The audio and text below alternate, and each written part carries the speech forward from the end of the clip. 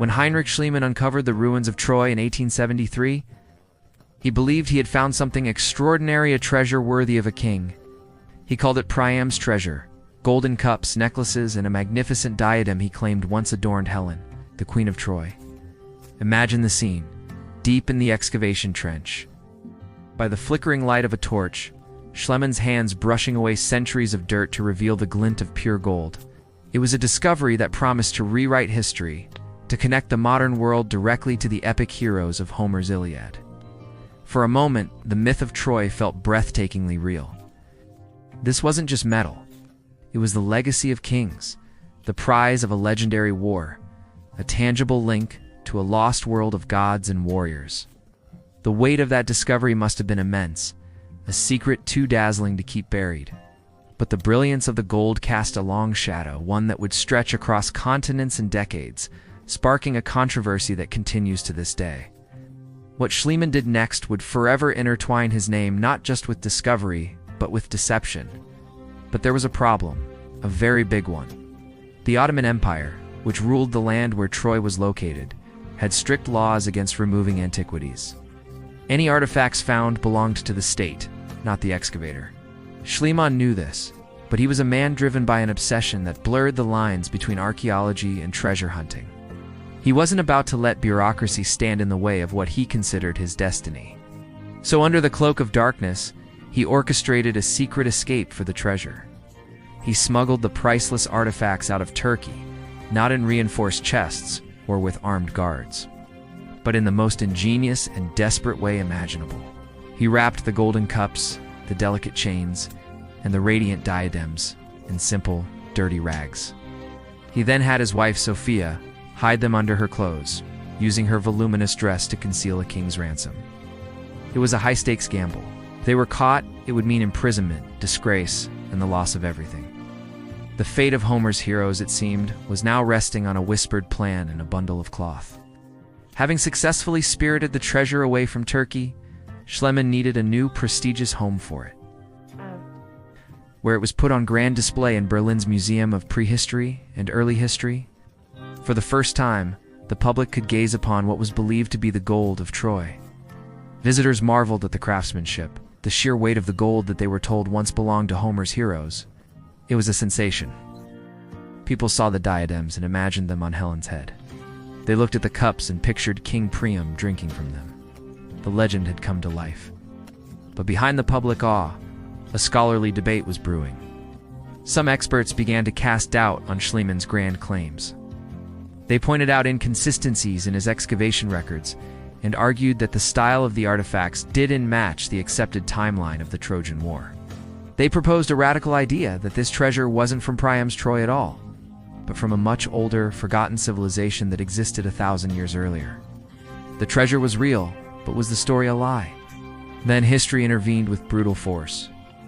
When World War II erupted, Berlin became a city under siege. As bombs rained down from the sky, the priceless collections of its museums were in grave danger. The staff at the museum knew they had to protect Priam's treasure at all costs. With the sounds of air raid sirens wailing outside, they worked frantically. They carefully packed the golden artifacts into heavy-duty crates, sealing away the legacy of Troy from the chaos and destruction of the modern world. These crates were then taken deep underground, hidden in the fortified flak tower of the Berlin Zoo, a massive concrete bunker designed to withstand the heaviest attacks. It was meant to be a temporary safe haven. But as the war reached its climax and Berlin fell to the advancing Soviet army, the city descended into turmoil. When the dust finally settled and the war ended, museum officials went to retrieve their hidden treasures. They opened the bunker, they located the hiding place, but the crates containing Priam's treasure, they were gone. It's vanished without a trace. For nearly 50 years, the fate of Priam's treasure was one of the greatest mysteries of the art world. Had it been destroyed in the final fiery days of the Battle of Berlin? Was it looted by soldiers and melted down for its gold?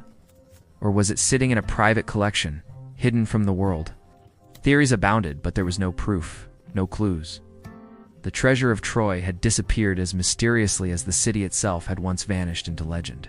The world had all but given up hope of ever seeing it again. Then, in 1993, a stunning announcement came from Moscow. After decades of official denial, Russia finally admitted the truth. The collection hadn't been destroyed. It had been taken by a special Soviet unit known as the Trophy Brigade. They had seized the artifacts from the Berlin bunker as a form of war compensation, a spoil of victory. All that time, for half a century, PAG-IBIG's treasure was hidden deep inside the vaults of the Pushkin Museum of Fine Arts in Moscow.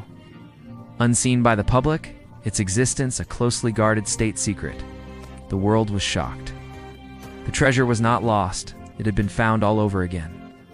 The rediscovery of PAG-IBIG's treasure in Moscow was a moment of triumph, but it immediately opened a new, complicated chapter in its story. The treasure was safe, but who did it truly belong to? The debate over its ownership ignited a diplomatic firestorm. Germany immediately demanded its return.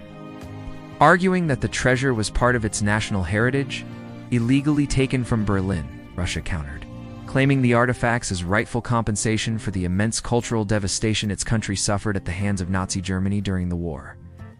And then there's Turkey, the country from which the treasure was originally smuggled. Turkish officials argue that since the artifacts were excavated from their soil, they are the legitimate owners, and the treasure should be returned to its homeland. So today the treasure remains in Moscow, a centerpiece of the Pushkin Museum, but also a symbol of an unresolved historical conflict. Three nations, one legendary treasure, and an ancient mystery that still divides them. Its journey, it seems, is far from over. From the ashes of war to the sands of history, PAG-IBIG's treasure has survived it all: excavation, smuggling, bombing raids, and decades of secrecy. It stands as a powerful testament to the enduring allure of the past and the timeless human obsession with gold and glory. Its story is a winding epic of discovery, deception, and dispute. But our next journey will take us to a discovery that speaks even louder than gold. We're heading to Egypt, to a tomb that remained sealed for over 3,000 years, and to the boy king whose name whispered through eternity. Thank you for watching. Don't forget to like, subscribe, and hit that notification bell so you don't miss our next adventure into the past.